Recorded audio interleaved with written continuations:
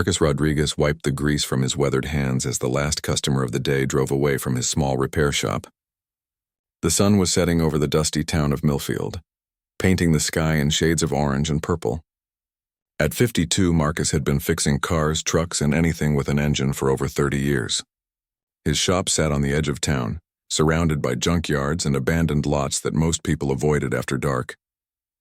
As he locked up for the night, Marcus heard an unusual sound coming from behind the shop. It wasn't the typical crash of metal or squeaking of rusty gates that he was used to. This was different. A low, pained whimpering that seemed almost intelligent. Curiosity getting the better of him, Marcus grabbed his flashlight and walked around to investigate. What he found defied everything he thought he knew about the world. Collapsed against a pile of old car parts was a creature unlike anything from Earth.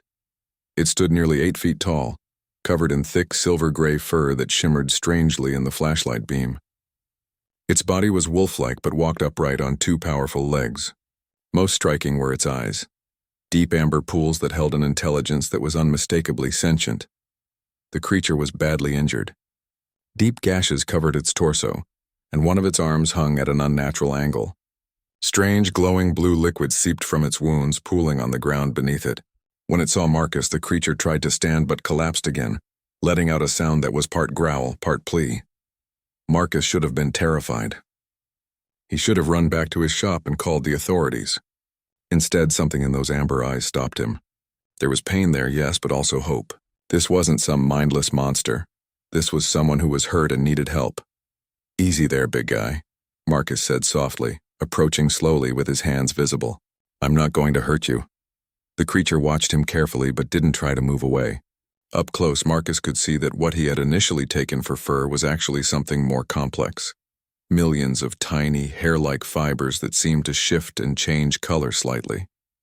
The creature's breathing was labored, and the blue liquid continued to seep from its wounds. Marcus had no idea how to treat an alien, but wounds were wounds. He ran back to his shop and gathered his first aid supplies, along with some clean rags and bottled water. When he returned, the creature was still conscious but weaker than before. This might sting a bit, Marcus warned as he began cleaning the wounds. To his surprise, the creature remained perfectly still, even seeming to understand his words. The blue liquid stopped flowing once the wounds were clean, and Marcus was able to bandage the worst of them using torn sheets from his shop. As he worked, the creature began to make soft sounds, not quite speech, but clearly an attempt at communication. Marcus found himself responding, talking to the alien as he would to any injured person he was helping. "You're not from around here, are you?" Marcus said, securing a bandage around the creature's torso. "Don't know how you got here or what happened to you, but you're safe now. Name's Marcus, by the way." The creature tilted its massive head and made a sound that might have been an attempt to repeat his name. Then it pointed to itself and made a different sound, a complex series of growls and clicks that Marcus couldn't hope to pronounce. "That's a bit complicated for me," Marcus chuckled. "How about I call you Wolf for now? At least until I can figure out your real name." Wolf seemed to consider this and then nodded, a surprisingly human gesture that confirmed Marcus's suspicion that this being was far more intelligent than any Earth animal. Over the next few hours, Marcus managed to move Wolf into his shop where it would be hidden from view. The creature was heavy, probably close to 400 pounds, but it helped as much as it could. Once inside, Wolf seemed to relax slightly, though its eyes constantly scanned the surroundings as if watching for threats. Marcus set up a makeshift bed using old car seat cushions and blankets. As Wolf settled down to rest, it reached into what Marcus now realized was a pouch or belt around its waist. From it, the creature pulled out a small device that glowed with the same blue light as its blood. Wolf held the device toward Marcus and activated it. Suddenly, images appeared in the air above the device, holographic projections that told a story Marcus could barely comprehend. He saw vast ships traveling between stars, planets covered in cities of impossible beauty, and then war. Terrible war that raged across multiple worlds. The images showed Wolf's people, a proud race of beings who had achieved incredible technological advancement. But they were under attack by something dark and ruthless. Ships fell from the sky in flames, cities burned, and Wolf's people scattered across the galaxy, becoming refugees in their own universe. The final images showed Wolf's own escape pod crashing to Earth, damaged, and barely functional. The creature had been on this planet for weeks, hiding and trying to repair its technology while avoiding detection. But something had found it. Something that had tracked it here and attacked it before Marcus discovered it.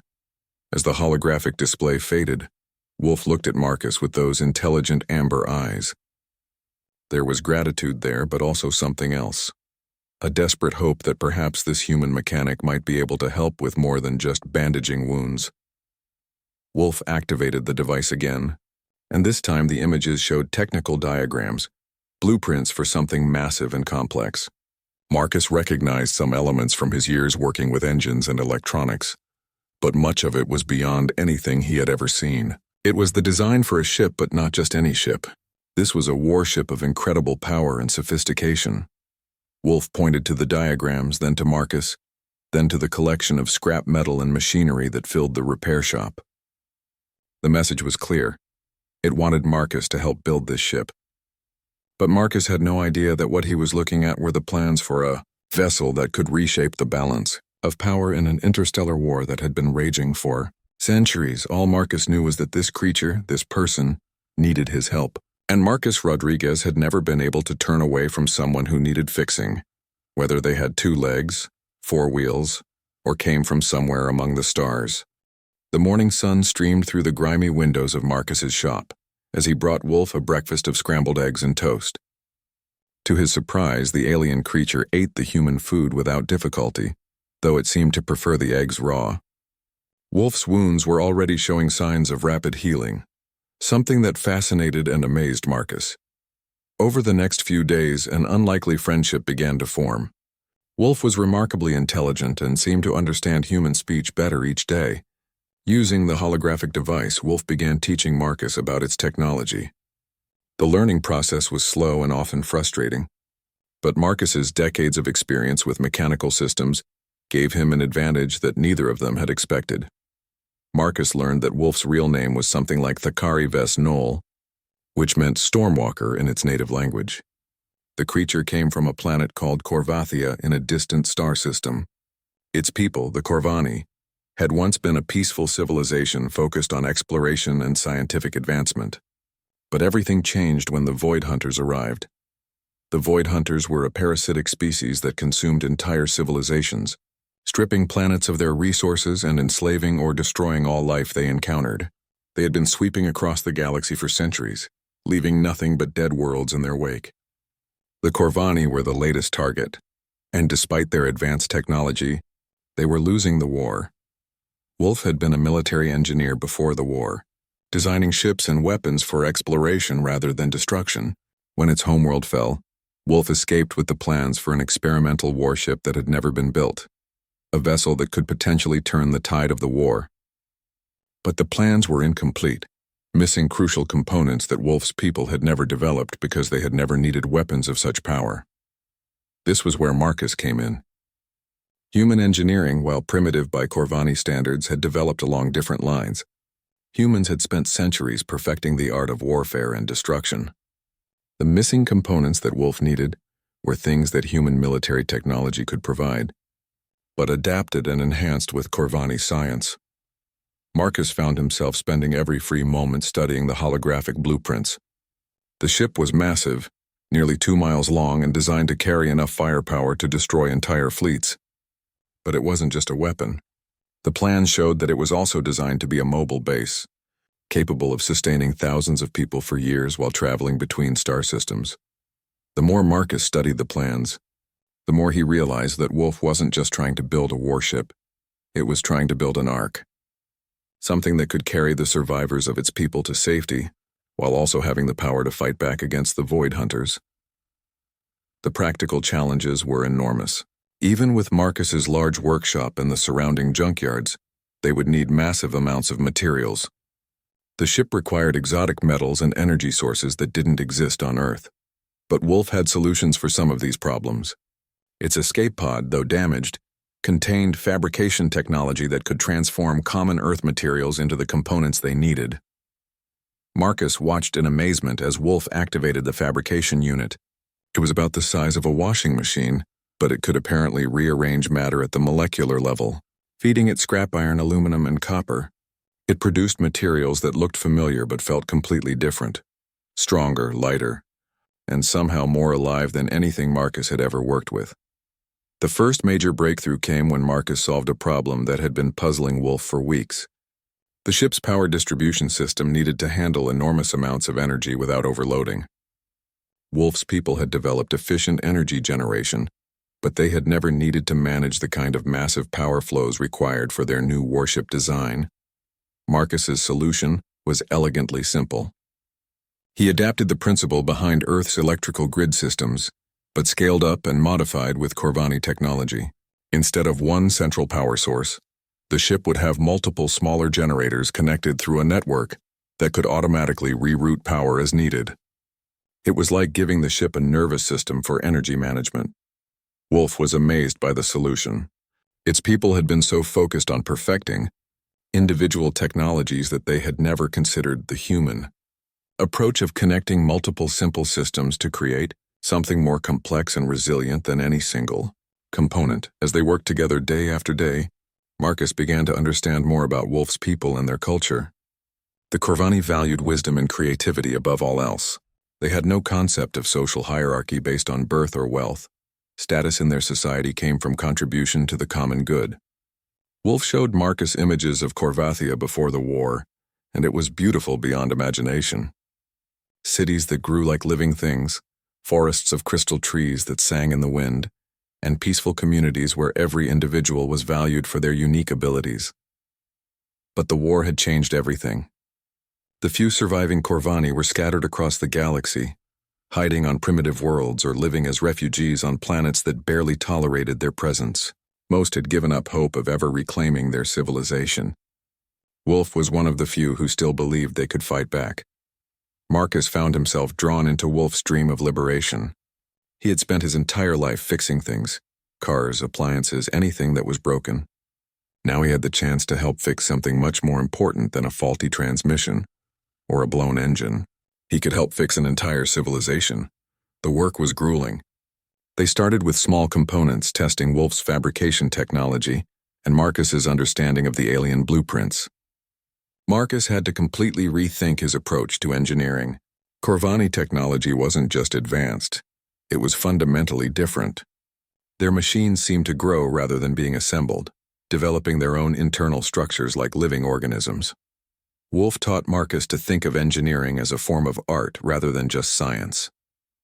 Each component of the ship wasn't just a functional part, it was a piece of a larger whole that needed to work in harmony with every other piece. The ship wasn't just a machine, it was designed to be a living environment that would adapt and respond to the needs of its crew. As weeks turned into months, Marcus found his small repair shop transforming into something that looked more like a high-tech laboratory.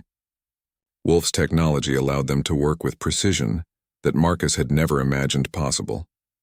They could shape metal like clay, create components that seemed to defy the laws of physics, and build systems that were far more complex than anything Earth science had achieved. But they were still just two individuals working in secret, building something that most people would consider impossible. Marcus knew that eventually they would need more space, more resources, and probably more help.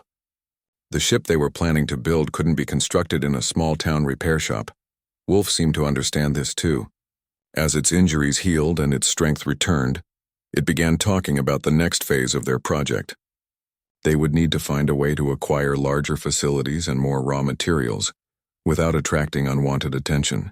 Marcus began to realize that his simple life as a small-town mechanic was about to become much more complicated. Marcus stared at the holographic display showing their progress over the past 6 months. What had started as a few small components scattered around his workshop had grown into something that was beginning to look like the skeleton of an actual spacecraft. But the scale of what they were attempting was becoming increasingly clear, and it was far beyond what two individuals could accomplish alone. Wolf had been growing restless lately. Its injuries had completely healed, and its strength had returned to levels that sometimes surprised Marcus. The alien could lift engine blocks that would normally require a hoist, and its reflexes were faster than anything Marcus had ever seen. But more concerning was the way Wolf sometimes stood perfectly still, staring at the sky as if listening for something only it could hear. "They're getting closer," Wolf explained one evening, using the translation device it had built to convert its native language into English. Wolf's grasp of human speech had improved dramatically, but complex ideas still required technological assistance. The Void Hunters. They've found 3 more Corvani settlements in the past month. Marcus felt a chill run down his spine. How do you know? Wolf activated its communication device and the air filled with signals from across the galaxy. Marcus couldn't understand most of what he was hearing, but Wolf's expression grew darker with each transmission. My people have built a network of hidden communication relays, Wolf explained. We stay in contact, share information about safe planets and Void Hunter movements. But each day there are fewer voices on the network. The weight of their project suddenly felt much heavier. This wasn't just about building a ship. They were literally racing against the extinction of an entire species. Marcus realized they needed to accelerate their timeline dramatically, but that would require taking risks they had been avoiding. We need help, Marcus said finally, and we need a bigger facility. Wolf nodded grimly. I have been thinking the same thing. But humans cannot know the truth about what we are building. Your species is not ready for that knowledge. Marcus had been expecting this conversation. Over the months of working together, he had come to understand that Wolf's technology was far beyond anything Earth had developed. If human governments or military organizations learned about it, the results could be catastrophic. But they couldn't continue working in secret much longer. I have an idea, Marcus said. My brother-in-law owns a large manufacturing facility about 50 miles north of here. The company went bankrupt last year, but the building is still intact. It's isolated and has everything we need. Large assembly areas, heavy-duty power systems, and loading docks for moving big components. Wolf considered this carefully. What would we tell him about our project? We don't tell him anything, Marcus replied. We buy the facility through a shell company and work at night. I know the building well enough to get us inside without being detected. It was a risky plan, but Wolf agreed it was their best option. Using its advanced technology, Wolf was able to create false identities and financial records that would allow them to purchase the facility through intermediaries. Marcus was amazed at how easily Wolf could manipulate human computer systems, but also slightly disturbed by the implications. The old precision manufacturing building was everything Marcus had promised. The main assembly floor was large enough to build several full-sized aircraft, and the heavy machinery was still functional. More importantly, the building's isolated location meant they could work without worrying about curious neighbors. Moving their operation was a major undertaking. Wolf's fabrication equipment was more portable than Marcus had expected. Much of it could be broken down into components that looked like ordinary industrial machinery.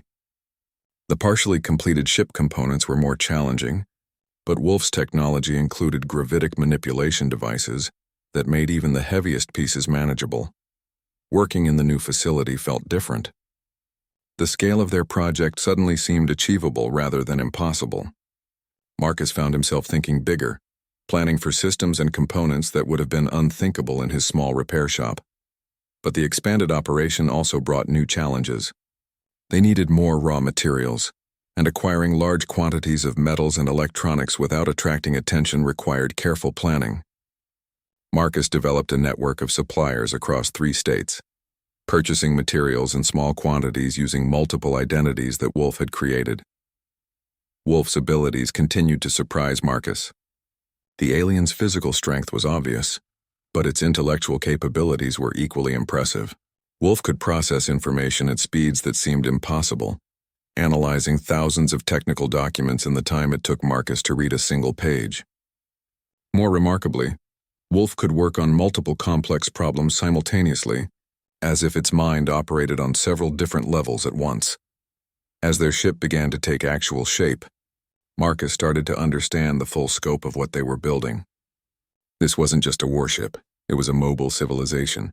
The plans included living quarters for thousands of individuals, hydroponic gardens for growing food, manufacturing facilities for producing everything from clothing to advanced technology, and even recreational areas designed to maintain psychological health during long voyages. The ship's defensive systems were equally impressive. Multiple layers of energy shields, particle beam weapons, and missile systems that could engage targets across vast distances. But Wolf explained that the ship's most important defensive feature was its ability to remain hidden. Advanced stealth technology could make the massive vessel virtually invisible to most detection systems. Marcus found himself working 16-hour days, driven by a sense of urgency that grew stronger each week. Wolf's reports from the surviving Corvani communities were increasingly desperate.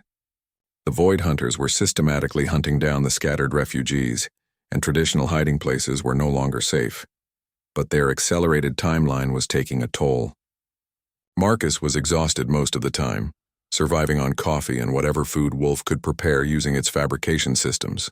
Wolf seemed tireless, but Marcus noticed that the alien spent hours each night in what appeared to be deep meditation, staring at star charts and mathematical equations that filled the air around its workstation. The breakthrough came when Marcus solved the ship's navigation system integration. Wolf's people had developed incredible sensors that could map hyperspace routes between star systems, but they had never needed to integrate these systems with the kind of tactical planning required for military operations. Marcus approached the problem like designing a logistics network for a trucking company, but scaled up to galactic proportions. The ship's computer would need to track not just destinations and travel times, but also threat assessments, resource availability, and the constantly changing positions of both allies and enemies across dozens of star systems. The solution required combining Wolf's advanced computing technology with human strategic thinking. The result was a navigation system that could plan complex military campaigns across multiple star systems while maintaining the flexibility to adapt to changing circumstances. Wolf was amazed by Marcus's approach. "Your species thinks about warfare in ways my people never considered," Wolf said. "We always believed that superior technology would be enough to defeat any enemy. But you understand that victory requires more than just powerful weapons." As winter approached, their ship was nearly 40% complete. The main hull was taking shape, and the primary systems were being installed and tested. But Marcus was beginning to worry about something Wolf had mentioned weeks earlier. Once the ship was complete, Wolf would need to leave Earth to rejoin the fight against the Void Hunters. Marcus had known from the beginning that this day would come, but he hadn't expected to feel so attached to their project. Building this ship had become more than just a job. It was a mission that gave his life meaning in ways that fixing cars never had. But he was also beginning to understand that completing the ship was only the beginning. Wolf had mentioned other Corvani refugees who possessed different pieces of the technology needed to fully equip their vessel. Finding and recruiting these individuals would be the next challenge, and it would require taking their secret operation far beyond the boundaries of Marcus's small town. The message that changed everything arrived on a cold February morning. Marcus was calibrating the ship's power distribution network when Wolf suddenly stopped working and stood perfectly still, its amber eyes fixed on the communication device. The alien's expression shifted from concentration to excitement, then to something that looked like desperate hope. "Marcus," Wolf said, its voice tight with emotion, "there are others, more of my people here on Earth." The communication had come from Dr. Sarah Chen, a theoretical physicist at MIT who had been transmitting coded messages into space for the past 2 years. What she didn't know was that she had been working alongside a Corvani refugee the entire time. Her research partner, Dr. Alex Winters, was actually Xerath Kolves, a former weapons designer who had been hiding on Earth for nearly 5 years. Wolf explained that Xerath had been working to develop the final components they needed for their ship, advanced weapons systems that could actually damage Void Hunter vessels. But Xerath's cover was becoming increasingly difficult to maintain, and the alien scientist needed somewhere safe to complete the work. "We have to get them here," Marcus said immediately. "How far is MIT from here?" "About 800 miles, Wolf replied. "But Xerath cannot simply leave without arousing suspicion. And Dr. Chen has become suspicious of her research partner's unusual insights into technologies that should not exist." Marcus rubbed his tired eyes. After months of working in secret with just Wolf, the idea of bringing more people into their project was both exciting and terrifying. But he could see that Wolf was right.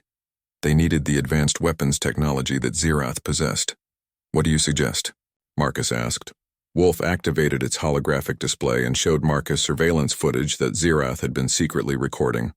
Dr. Chen was brilliant, but she was also curious in ways that could become dangerous. She had been asking increasingly pointed questions about the theoretical framework behind their research, and some of her questions suggested she suspected her partner wasn't entirely human. Xerath believes Dr. Chen can be trusted, Wolf said. Her psychological profile suggests she would be sympathetic to our cause, but bringing her into our operation would mean revealing the truth about everything we're building. Marcus considered this carefully. They had managed to keep their project secret by working alone, but expanding their team was inevitable. The ship was becoming too complex for just two individuals to manage, even with Wolf's advanced fabrication technology. We need to meet them in person, Marcus decided. Can Xerath arrange that without arousing suspicion? Wolf nodded. Xerath has been monitoring Dr. Chen's research schedule. She frequently travels to conferences and research facilities. A meeting in a neutral location could be arranged. The meeting took place 3 weeks later at a small conference on advanced propulsion systems in Chicago. Marcus felt completely out of place among the assembled scientists and engineers. But Wolf had provided him with enough background knowledge to pass as a private researcher working on experimental technologies. Dr. Sarah Chen was younger than Marcus had expected, probably in her early 30s with intense dark eyes and an energy that reminded him of Wolf when working on a particularly challenging problem. When Marcus approached her during a coffee break, she seemed genuinely interested in his cover story about developing hybrid propulsion systems for space exploration. That's fascinating work, Dr. Chen said. I've been collaborating with someone who has some remarkable insights into theoretical frameworks that might be applicable to your research. Would you be interested in meeting him? Marcus agreed, and Dr. Chen led him to a quiet corner where a tall, thin man with pale skin and unnaturally bright blue eyes was studying a tablet covered with equations. When the man looked up, Marcus felt the same shock of recognition he had experienced when first meeting Wolf. This was definitely not human. Dr. Alex Winters, the man said, extending his hand with a smile that didn't quite reach his eyes. Sarah tells me you're working on some interesting propulsion concepts. Marcus shook the offered hand and felt the same inhuman strength he had grown accustomed to with Wolf. Marcus Rodriguez. I've been developing some unconventional approaches to energy management systems.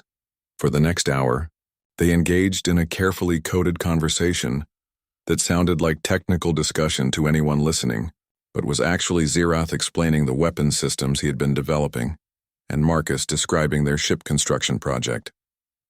Dr. Chen listened with growing fascination, occasionally asking questions that demonstrated her remarkable intuition about the underlying technologies they were discussing. Finally, Dr. Chen interrupted their conversation. Okay, I've heard enough. Alex, I've known for months that you're not who you claim to be. And Marcus, your propulsion research sounds suspiciously like you're building something that would make the military very interested in your work. Marcus and Xerath exchanged glances. This was the moment they had been dreading. Sarah, Xerath said carefully, what I'm about to tell you will sound impossible, but I need you to listen with an open mind. Dr. Chen nodded. I'm listening. What followed was the most surreal conversation of Marcus's life. Xerath explained about the Corvani civilization, the Void Hunter invasion, and the desperate refugee situation.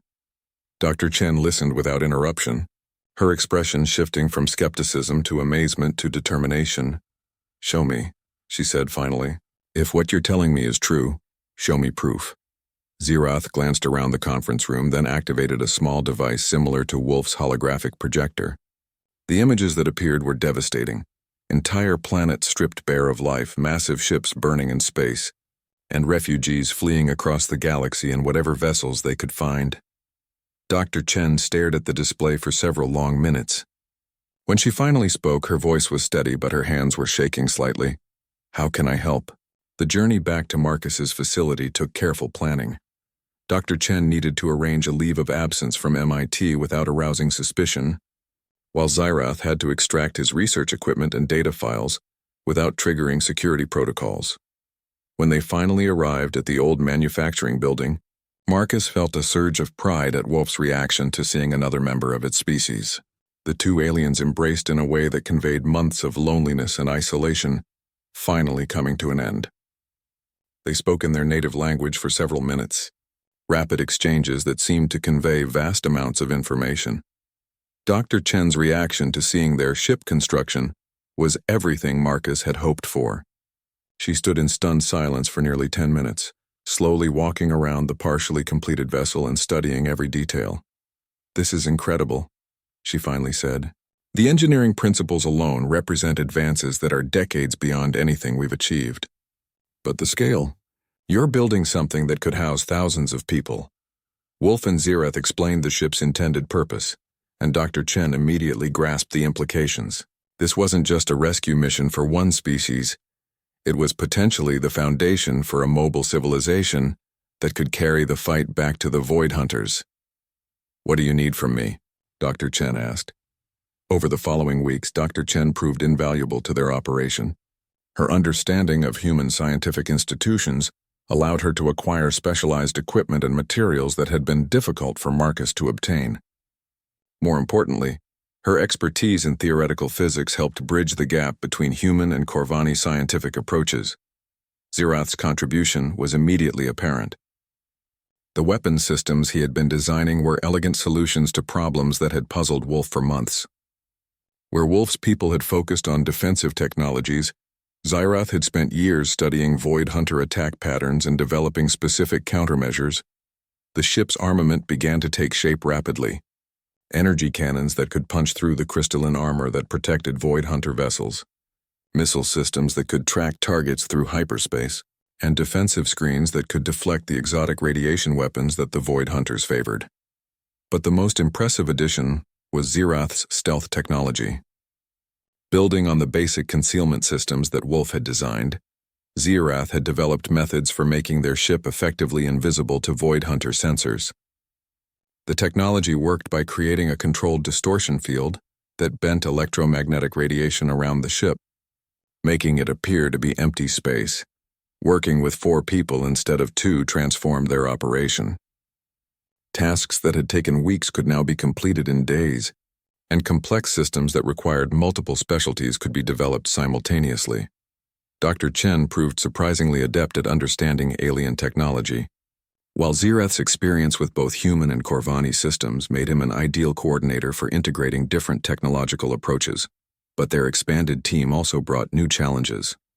4 people required more resources, better security measures, and more complex coordination. Marcus found himself managing not just a construction project, but a small organization with multiple specialties and competing priorities. More concerning was the growing attention their activities were attracting. Dr. Chen's leave of... The first sign of trouble came when Dr. Chen noticed unmarked vehicles parked near the manufacturing facility 3 days in a row. Marcus had installed security cameras around the perimeter months earlier, but now those cameras were showing patterns that made everyone nervous. "Government surveillance," Dr. Chen said grimly as they reviewed the footage. "I recognize the vehicle types and rotation patterns. Someone knows we're here." Wolf and Zirath exchanged worried glances. They had been monitoring human communication networks for months, watching for any signs that their activities had been detected. But government intelligence agencies operated on frequencies and using encryption methods that even Corvani technology struggled to penetrate. "How long do we have?" Marcus asked. "Days, maybe a week," Dr. Chen replied. "Once they decide to move, it will happen fast." Marcus looked at their ship, now nearly 70% complete. The hull was finished, most of the major systems were installed, and the weapons arrays were functional. But the ship still needed weeks of testing and calibration before it would be ready for space travel. "We need to accelerate everything," Wolf said. "Even if the ship isn't perfect, it needs to be functional enough to escape Earth's gravity." Zirath nodded agreement. "I've been in contact with other survivors. There are at least 12 more Corvani refugees scattered across this planet, plus several dozen on other worlds in this star system. If we can get the ship operational, we can begin evacuating them."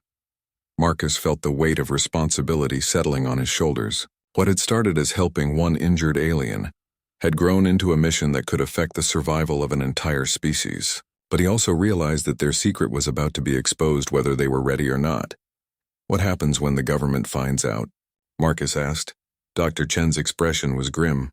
"Best case scenario, they classify everything and we disappear into some black site facility for the rest of our lives. Worst case, they try to seize the technology and use it for weapons development. Neither option is acceptable," Wolf said firmly. Corvani technology cannot be allowed to fall into human hands. Your species is not ready for that level of power. Marcus understood the implications. If human governments gained access to Corvani technology, the results could be catastrophic. Humanity was still struggling with basic concepts like global cooperation and environmental protection. Giving them weapons that could destroy planets would be like handing nuclear weapons to children. Over the next 48 hours, they worked around the clock to complete the ship's essential systems. Marcus found himself running on pure adrenaline and caffeine, coordinating teams of fabrication robots while Wolf and Xerath rushed to complete the navigation and weapons systems. Dr. Chen had taken charge of what she called operational security, using her contacts in the scientific community to create disinformation about their activities, false research papers, fake conference presentations, and misleading patent applications designed to send government investigators down the wrong path. But their efforts to maintain secrecy became irrelevant. When the Void Hunters arrived, Marcus was calibrating the ship's main engines when every alarm in the Hain facility began screaming simultaneously. Wolf and Xerath were suddenly moving with inhuman speed, their casual human disguises dropping away as they activated combat protocols that Marcus hadn't even known existed. Void Hunter scout ship entering Earth's atmosphere, Wolf announced, its voice taking on a mechanical precision that Marcus had never heard before.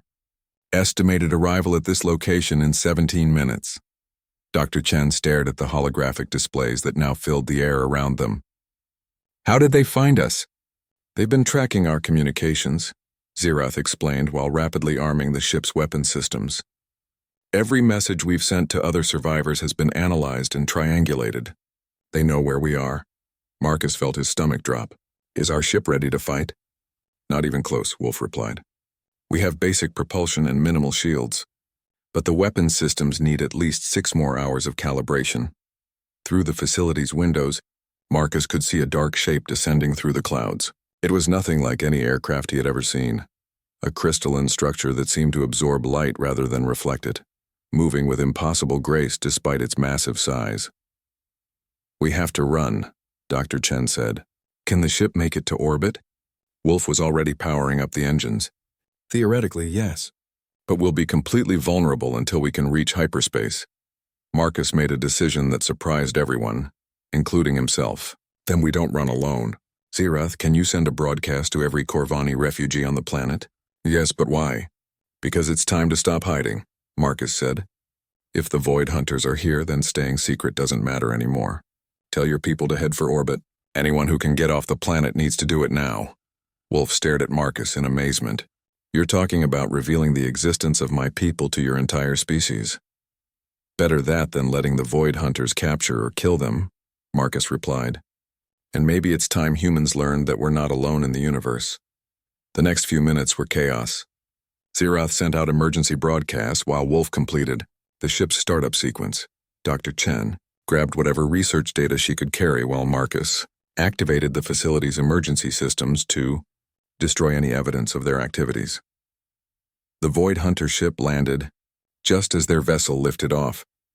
Marcus caught a glimpse of creatures emerging from the alien craft, things that moved like liquid shadow and seemed to absorb the light around them. Then Wolf engaged the ship's acceleration, and the ground fell away beneath them at impossible speed. Multiple contacts launching from Earth's surface, Xerath reported from the sensor station. At least 8 Corvani vessels achieving orbit. Marcus felt a surge of pride mixed with terror. They had actually done it, built a ship capable of escaping Earth's gravity well. But the real test was just beginning. Void Hunter pursuit vessels detected, Wolf announced. They're faster than us. The next hour was unlike anything Marcus had ever experienced. Space combat was nothing like the movies had suggested. There were no explosions or dramatic maneuvers. Just calculations and energy exchanges happening at speeds that human minds couldn't fully comprehend. Wolf and Xerath worked in perfect coordination, using their ship's superior stealth capabilities to avoid direct confrontation while the other Corvani vessels attempted to escape the Earth's gravity well. But it quickly became clear that not everyone would make it. The Void Hunters are targeting the smaller ships first, Xerath reported. They want to capture as many survivors as possible.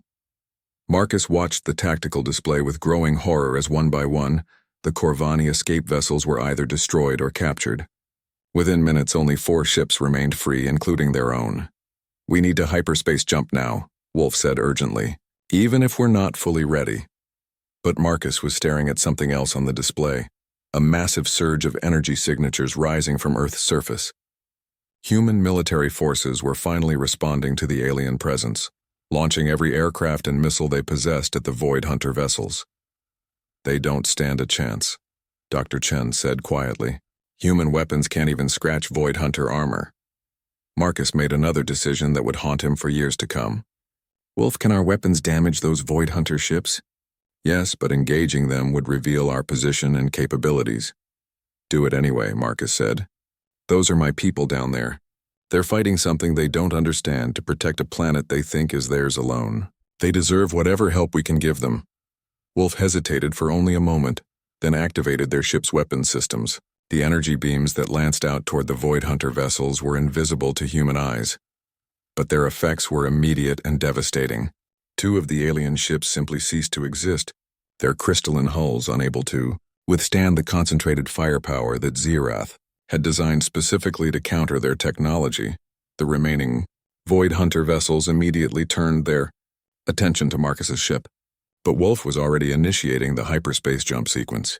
The last thing Marcus saw before the universe twisted around them was Earth shrinking away beneath them, its surface lit by the fires of a battle that would change everything humanity thought it knew about its place in the cosmos. As they entered hyperspace, Marcus realized that there was no going back.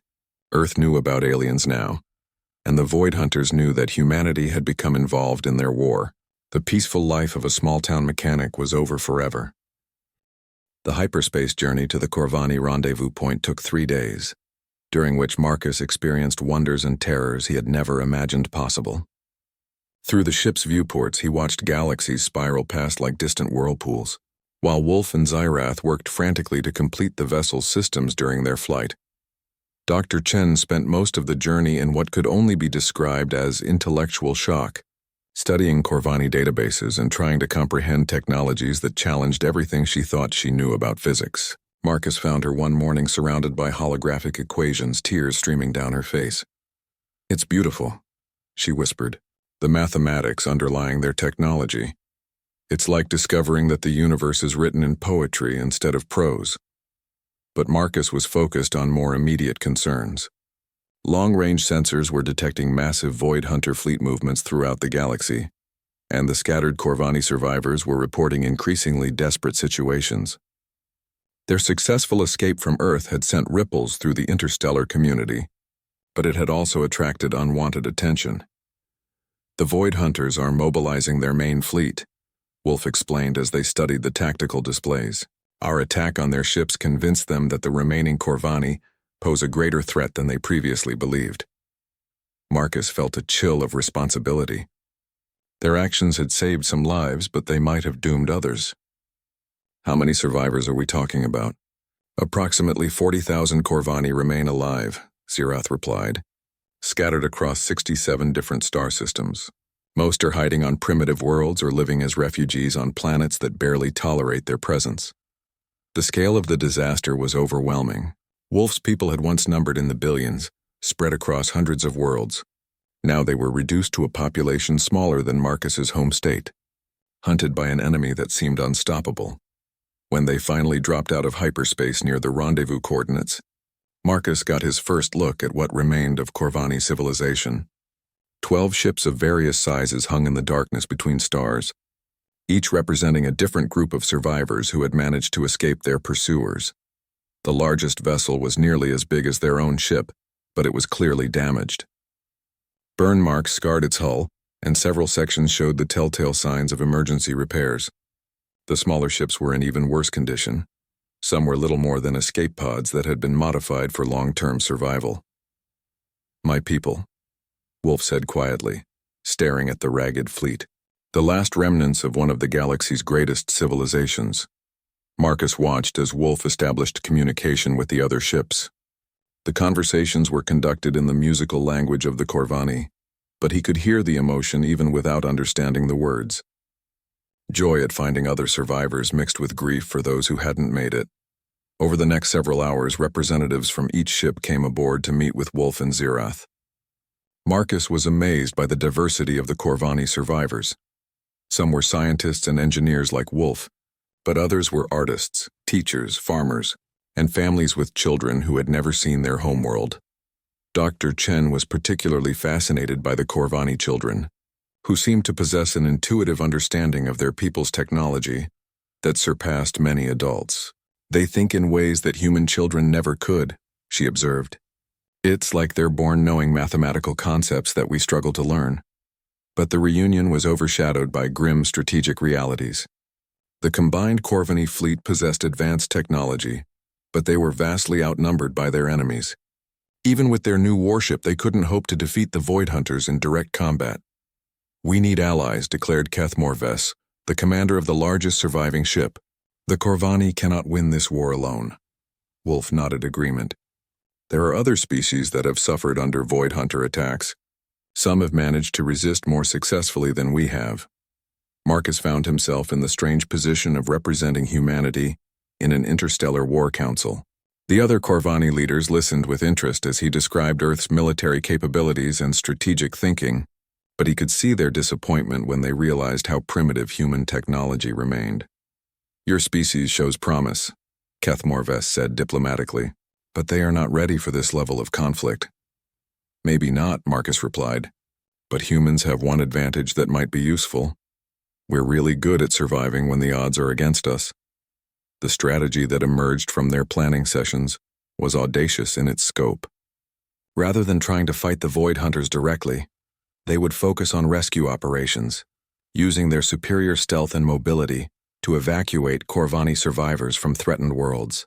But they would also work to build a coalition of resistance, reaching out to other species that had been attacked by the Void Hunters. Marcus's ship, which the Corvani had named Stormwalker's Pride in honor of Wolf's contribution to its design, would serve as the flagship for these operations. Its combination of human strategic thinking and Corvani technology made it uniquely suited for the kind of asymmetric warfare they were planning. The first rescue mission took them to a planet called Zerion, where a group of Corvani scientists had been hiding in underground facilities for the past 2 years. The world was a harsh desert planet with a thin atmosphere, but it had remained undetected by Void Hunter scouts until recently. Marcus watched from the bridge as their ship descended through Zerion's atmosphere. The planet's surface was a maze of canyons and rocky outcroppings that provided natural camouflage for their landing site, but long-range sensors were detecting Void Hunter patrol ships in the outer system, and they had limited time to complete the evacuation. The Corvani scientists had been working on revolutionary defensive technologies during their exile, but their research was incomplete. Dr. Chen volunteered to remain on Zerion to help them finish their work while the rest of the team continued with rescue operations. "I can help them solve the theoretical framework," she explained, "and someone needs to document their research in case we don't make it back." Marcus admired her courage, but he was also worried about leaving her behind. Dr. Chen had become more than just a team member. She was the bridge between human and Corvani thinking, helping both species understand each other in ways that went beyond mere translation. Wolf seemed to share his concerns. "Sarah Chen is valuable to our mission," Wolf said, "but she is also becoming something more. She is proof that humans and Corvani can work together as equals." The evacuation from Zerion was completed just hours before Void Hunter patrol ships arrived in the system. 23 more Corvani survivors joined their fleet, along with research data that might prove crucial to developing better defenses against their enemies. But the rescue also revealed disturbing intelligence about Void Hunter capabilities. The enemy was adapting to Corvani resistance tactics, developing new sensor technologies that could penetrate their stealth systems and weapons that could disable their ships without destroying them. "They want to capture us alive," Zirath realized as he analyzed the enemy sensor data. "They're not just trying to eliminate the Corvani, they want to harvest our knowledge." This revelation changed everything about their strategic situation. The Void Hunters weren't just conquerors, they were collectors, adding the knowledge and technology of defeated civilizations to their own capabilities. Every Corvani they captured made them stronger and more dangerous. Marcus found himself thinking about Earth and wondering what was happening there in the aftermath of the Void Hunter attack. Were human governments preparing for another invasion? Were they trying to reverse engineer the alien technology left behind? Most importantly, were they ready for what was coming? We have to warn them, Marcus told Wolf. Humans need to know what they're really facing. Wolf considered this carefully. Returning to Earth would be extremely dangerous. The Void Hunters will be watching your world, waiting for survivors to return. Maybe, Marcus replied, but humans deserve the chance to prepare for what's coming, and maybe they can help more than we think. As their fleet prepared for the next phase of their mission, Marcus realized that the simple mechanic who had found an injured alien behind his shop no longer existed.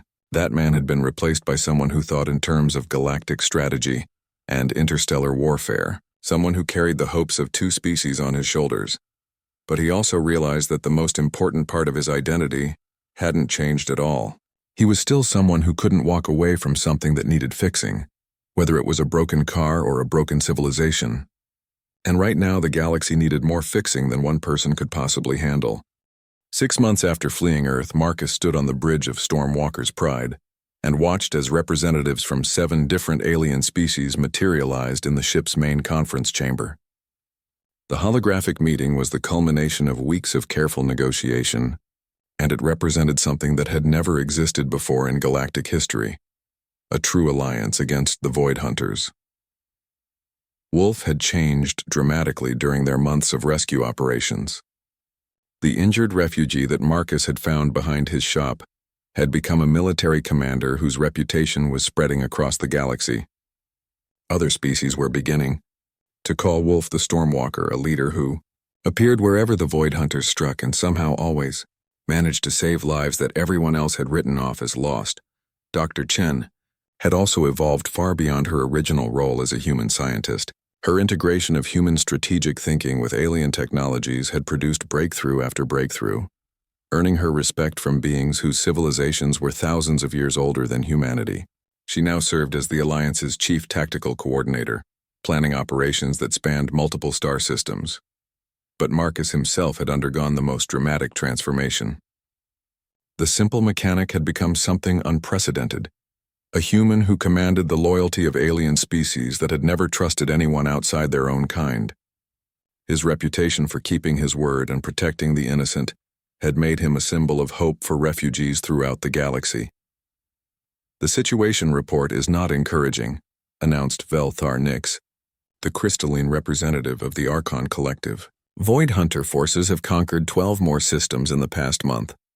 Their expansion rate is accelerating. Marcus studied the tactical display that filled the center of the conference chamber. Red indicators showed Void Hunter territory, which now covered nearly a quarter of the known galaxy. Yellow markers indicated contested systems where various species were still fighting. The small green areas representing free territory were shrinking with each update. They're not just conquering randomly anymore, Dr. Chen observed. The pattern suggests they're targeting specific strategic objectives. Xerath nodded grimly. We've detected massive construction activities in the systems they've recently captured. They're building something, but our scouts haven't been able to get close enough to determine what. The revelation sent a chill through the assembled representatives. The Void Hunters had always been a destructive force, consuming civilizations and moving on. If they were building permanent installations, it suggested a fundamental change in their strategy. We need better intelligence, declared Commander Thexral of the Meridian Defense Force, but reconnaissance missions into Void Hunter territory are essentially suicide runs. Marcus had been quiet during most of the discussion, but now he leaned forward. What if we don't send scouts to them? What if we make them come to us? Wolf understood immediately. A trap. But it would require sacrificing something valuable enough to attract their attention. Not something, Marcus corrected. Someone. They want Corvani survivors more than anything else. We use that against them. The plan that emerged from their discussion was risky beyond anything they had attempted before. They would establish a fake Corvani research facility on a remote world, then leak its location to Void Hunter intelligence networks. When the enemy arrived to capture what they believed were valuable scientists, they would instead find a carefully prepared ambush that would allow the Alliance to capture Void Hunter technology and personnel for study. Dr. Chen was particularly excited about this possibility. If we can analyze their technology directly, we might finally understand how their stealth systems work. And more importantly, we might find weaknesses we can exploit. The operation required weeks of preparation. Marcus found himself coordinating resources from multiple species, each contributing different capabilities to the overall plan. The Archon Collective provided advanced sensor technology, the Meridian Defense Force contributed military expertise, and a species called the Phantom Weavers offered cloaking technology that even the Void Hunters couldn't detect. But the most crucial element was Wolf's willingness to serve as bait. The alien would need to maintain the facade of conducting legitimate research while actually preparing defenses that could capture or destroy whatever Void Hunter forces responded to their trap.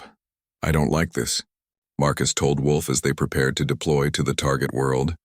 Too many things could go wrong. Wolf's amber eyes held the same calm determination that Marcus had seen on that first night behind his repair shop.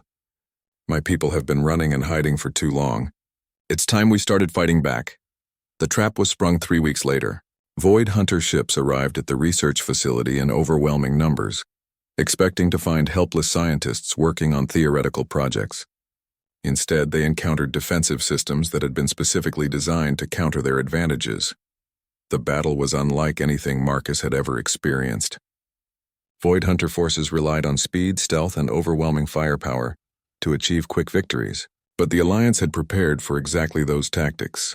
Hidden weapon systems created crossfire zones that eliminated the enemy's mobility advantage, while specialized sensors negated their stealth capabilities. For the first time in the war, Void Hunter forces found themselves outmatched. Several of their ships were captured intact, along with crew members who possessed knowledge about their technology and strategic plans. But the real victory came when Dr. Chen's analysis teams began studying the captured technology. What they discovered changed everything about their understanding of the enemy. "They're not conquerors," Dr. Chen announced during an emergency briefing. "They're refugees." The revelation was staggering. The Void Hunters were fleeing from something even more dangerous than themselves, a force from outside the galaxy that had destroyed their original home. Their conquests and brutality weren't motivated by greed or territorial expansion, but by desperate survival instincts. "The constructions we've been detecting in captured systems," Zeroth realized. "They're not weapons, they're fortifications." Marcus felt his understanding of the entire conflict shifting. They're building defenses against whatever destroyed their homeworld. The captured Void Hunter commanders, when finally convinced that their captors weren't going to torture or execute them, revealed the full scope of the threat. Something called the Devourer had consumed their home galaxy, turning entire star systems into raw energy to fuel its expansion. The Void Hunters had fled across the intergalactic void, but their pursuit had followed them. "How long until this Devourer arrives?" Marcus asked. The alien commander's response, translated through multiple layers of communication technology, was chilling. "It is already here. What you call Void Hunter expansion is actually a defensive perimeter. We have been trying to build barriers strong enough to contain it." The implications were staggering. Every species in the galaxy had been fighting what they thought was an invasion, when they should have been preparing for something far worse. The Void Hunters weren't the enemy. They were the only thing standing between civilization and complete annihilation. Marcus found himself in another impossible situation. How do you convince an entire galaxy that their worst enemies are actually their only hope for survival? How do you build trust between species that have been slaughtering each other for years? The answer came from Wolf, whose understanding of leadership had grown far beyond anything Marcus could have imagined. "We don't convince them with words. We show them." The new alliance that emerged included the Void Hunters themselves, though the integration was fraught with challenges. Species that had been mortal enemies had to learn to work together against a threat that dwarfed anything they had previously faced. Marcus's ship became the flagship of this unprecedented coalition.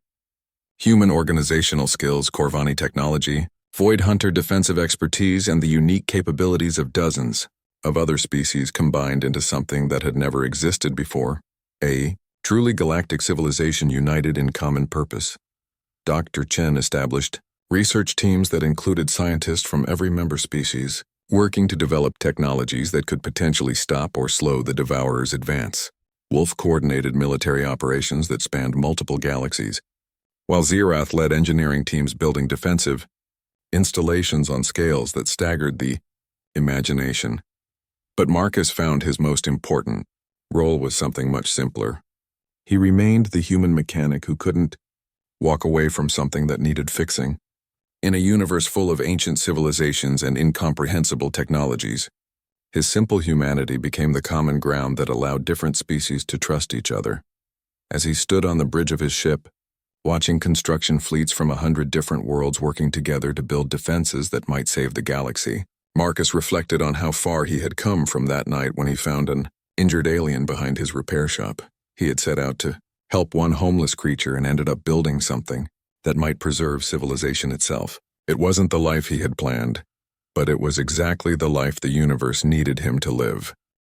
The war against the Devourer was just beginning, and the outcome was far from certain. But for the first time since this conflict started, the galaxy's defenders had hope. They had technology, they had numbers, and most importantly, they had something worth fighting for. A future where different species could work together instead of destroying each other. Marcus smiled as he watched Wolf coordinating defense fleets with former enemies. Dr. Chen solving theoretical problems that had puzzled scientists for millennia, and Xerath building weapons that might actually be powerful enough to hurt something that consumed galaxies.